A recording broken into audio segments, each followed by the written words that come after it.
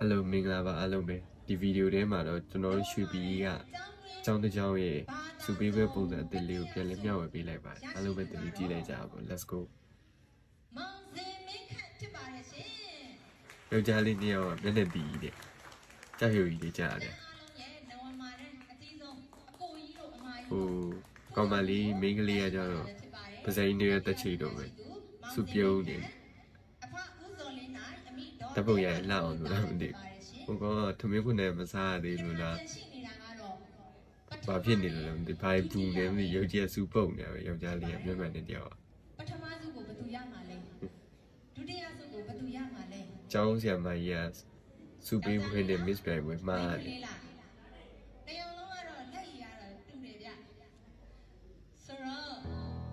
ရိုးအောင်နော်တနေ့တစ်မျိုးရွှေပြည်ရနော်တို့ရွှေပြည်ရဘယ်သူရမှာလဲကျမတို့ကြည့်ရအောင်ကဲဒီတင်ဆက်ပေးနေတာအဲ့ဒါဒိမ့်မဲ့ပုံစံပညာပေးပါမယ်ပုံစံအသစ်တွေတီထွင်နေတာရိုးနိုင်အောင်တနေ့တစ်မျိုးပထမစုရရှိသူကတော့မောင်ဆိုင်ခန့်ကိုဖြစ်ပါတယ်ရှင်တိတ်ပြီးရေခုန်နေတဲ့ပုံတွေမပေါက်ပါဘူးစုတွေကဘယ်လိုရမယ်ဆိုတော့ကြိုပြီးသားပြီးကြပြီနေတယ်ဆိုင်ခန့်ကိုဖိတ်ခေါ်ပါတယ်ကြိုပြီးသားပြီးသားကြိုပြီးသားပြီးသားနေသူတွေ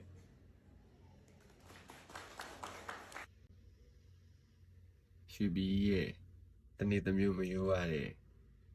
တီထွင်စမ်းသစ်မှုတွေ